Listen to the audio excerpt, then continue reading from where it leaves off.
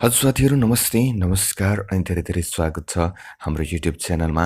र आज हामी नेपालको इतिहासमा कसलाई के नामले चिनिन्छ त? त्यसैगरी भाषा र पर्यटन सम्बन्धी अति नै महत्त्वपूर्ण प्रश्नहरू लिएर तपाईँमाझ उपस्थित भइसकेका छौँ। गोर्खा भाषा प्रकाशनी समितिको स्थापना कहिले भएको थियो त?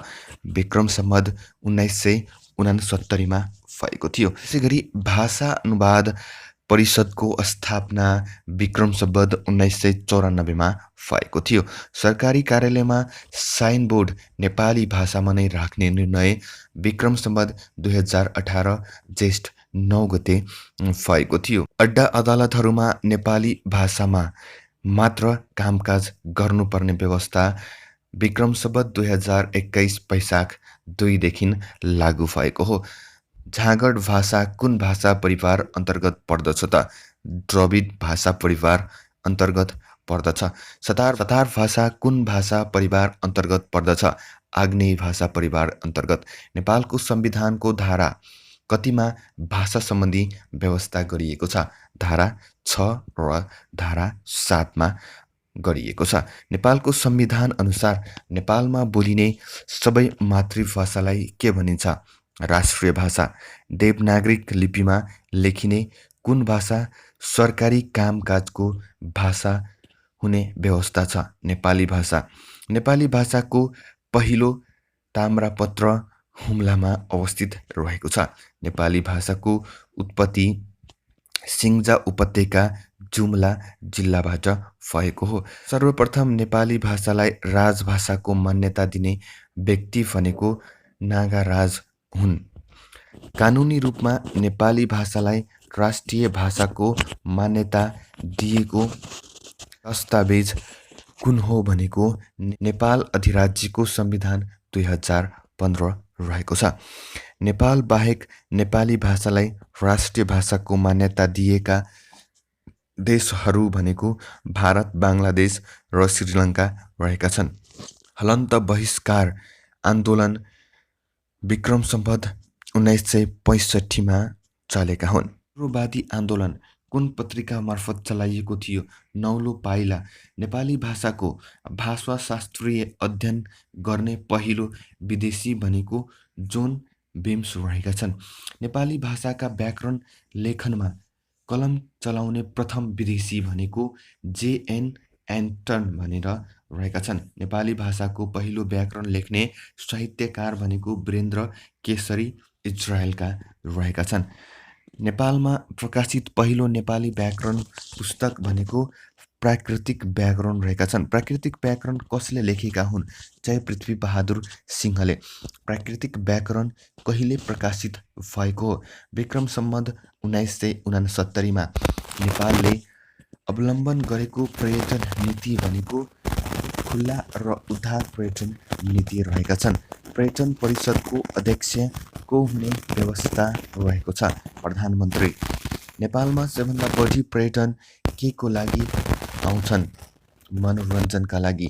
पर्यटनको पदयात्रा अनुमति पत्र जारी गर्ने निकाय भनेको अध्यागमन विभाग रहेका छन्। हाई अल्टिट्युड स्पोर्ट ट्रेनिङ सेन्टरको स्थापना कुन जिल्लामा गरिएको छ? दोलखा जिल्लामा। भिजन 2005 को अवधारणा ल्याउने व्यक्ति को हुन् र उनी कहाँका थिए? ताकासी मियाहारा जापानका हुन्। नेपालमा सबैभन्दा धेरै पर्यटनले पदयात्रा गर्ने क्षेत्र भनेको अन्नपूर्ण संरक्षण क्षेत्र रहेका छन्। पहिलो अन्तरिक्ष महिला पर्यटक को हुन् र उनी कहाँकी हुन्? अनु सिंह अन्सारी अमेरिका। नेपालको पहिलो गाउँ पर्यटन केन्द्र कुन रहेको छ? स्याङ्जाको सिरुबारी रहेका छन्। सार्क राष्ट्रको नमुना मानिने नेपालको गाउँ भनेको हलेगाउँ लमजुङमा अवस्थित रहेका छन्। नेपालमा हाल प्रचलित पर्यटन नीति भनेको पर्यटन नीति 2065 रहेको छ। नेपालमा सर्वप्रथम पर्यटन कुरुयोजना सन् 1972 बाट लागू भएको हो। नेपालमा नेपाल भ्रमण वर्ष सन् 1998 गन्तव्य नेपाल वर्ष सन् 2002-2003। पर्यटन वर्ष कहिले मनाइयो? सन् 2011मा। पर्यटन वर्ष 2011को नारा भनेको पर्यटनका लागि सँगसँगै नेपालमा पर्यटन प्रहरीको व्यवस्था विक्रम सम्वत 2035मा गरिएको हो भने सर्वप्रथम पर्यटन नीति लागू भनेको विक्रम सम्वत 2052बाट भएको हो। नेपालमा पर्यटन बोर्डको स्थापना विक्रम सम्वत 2055 पौष 16बाट भएको हो। नेपालमा होमस्टेको औपचारिक सुरुवात विक्रम सम्वत 2067 भाद्र 1बाट भएको हो। नेपालमा पर्यटन दूरदृष्टि 2020 अनुसार कति पर्यटन भित्राउने लक्ष्य छ?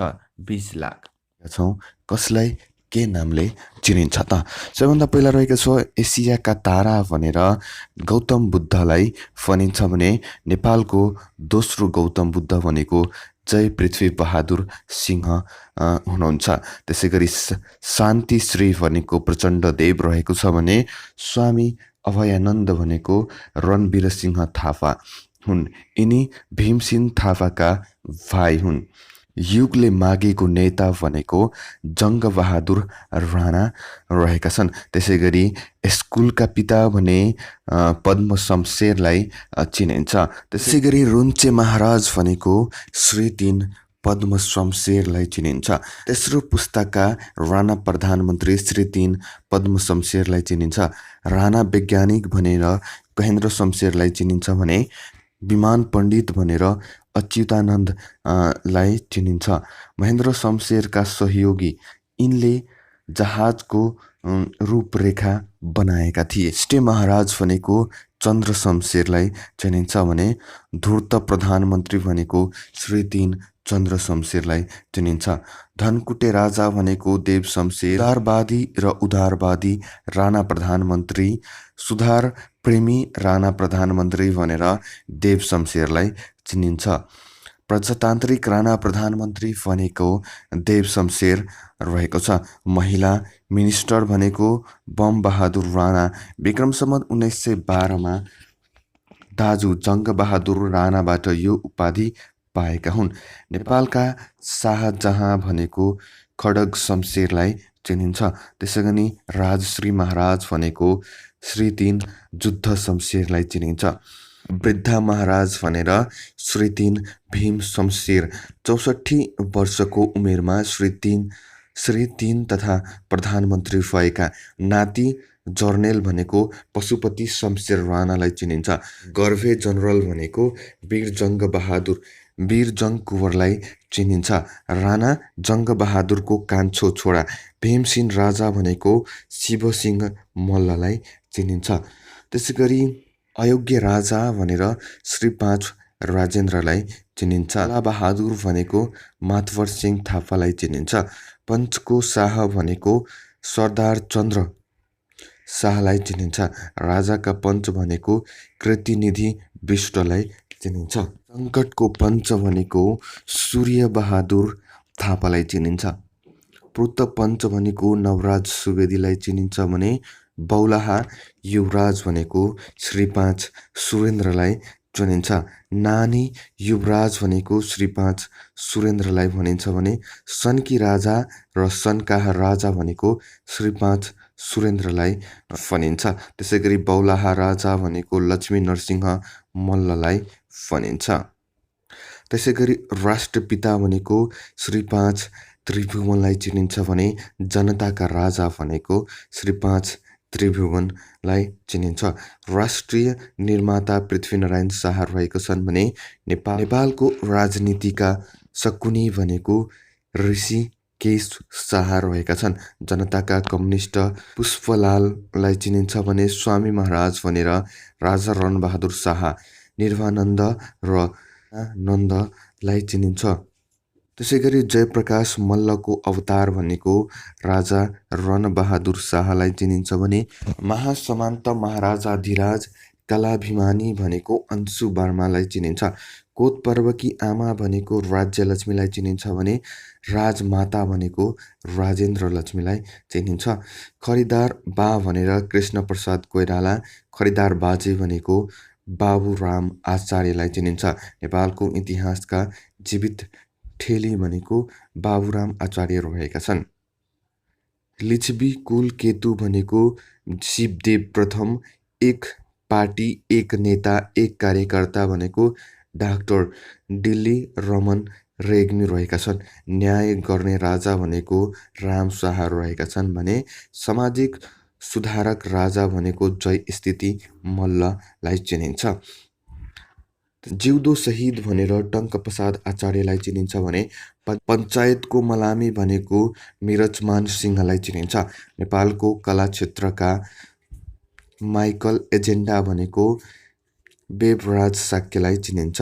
त्यसैगरी नेपालको लियोनार्दो भिन्सी भनेको अर्नीको वास्तविक नाम बालबाबु भनेर चिनिन्छ भने त्यसैगरी अवसरवादी नेता भनेको विश्वबन्धु थापालाई चिनिन्छ। त्यसैगरी रहेको छ जननेता भनेको बिपी कोइराला, सानदाजु भनेको बिपी कोइराला, त्यसैगरी बुलेट महाराज भनेको श्री 5 त्रिलोक्य, त्यसैगरी धोकेबाज नेता भनेको डाक्टर तुलसी अगिरीलाई चिनिन्छ। हरित तारा भनेको भिकुटीलाई चिनिन्छ भने कविनन्द प्रताप मल्ल, नेपाल मण्डलेश्वर भनेको यक्ष मल्ल, नेपालेश्वर भनेको श्री निवास मल्ल, भूमती भनेका जितामित्र मल्ललाई चिनिन्छ। विद्या पारङ्गत भनेको जितामित्र मल्ललाई चिनिन्छ। धर्म विद्या पारङ्गत भनेको जगत प्रकाश मल्ललाई चिनिन्छ भने शेरे धनुषा भनेको हेमबहादुर मल्ललाई चिनिन्छ। त्यसै गरी रहेको छ शिरध्वज भनेको राजा जनकलाई चिनिन्छ भने कला बहादुर भनेको मातवर सिंह थापालाई चिनिन्छ। गणपति महेन्द्र सिंह भनेको भास्कर मल्ल रहेका छन् भने नेपालका सुकरात भनेको नयनराज पन्त रहेका छन्। हालसम्मका जीवित राजा भनेको योगेन्द्र मल्ल रहेका छन् भने खलङ्गाका नायक भनेको बलभद्र कुँवरलाई चिनिन्छ। त्यसै गरी भनिन्छ सन्त राजनीति भनेको कृष्णप्रसाद भट्टराई, द्रुत राजनीतिज्ञ भनेको कृष्णप्रसाद भट्टराई, लौह पुरुष भनेको गणेशमान सिंह, सर्वोच्च नेता भनेको गणेशमान सिंह, नेपालको राजनीतिकका चाणक्य भनेको सूर्यप्रसाद उपाध्यायलाई चिनिन्छ। त्यसै गरी राजनीतिज्ञ राजा भनेको श्री 5 महेन्द्र रहेका छन् भने जिउँदो सिंह भनेको अमरसिंह थापालाई चिनिन्छ। फागी राजा भनेको जयप्रकाश मल्ललाई चिनिन्छ। हस्त साथीहरू, आजलाई यति नै। फेरि पनि अर्को भिडियो लिएर आउने नै छौँ। नमस्कार।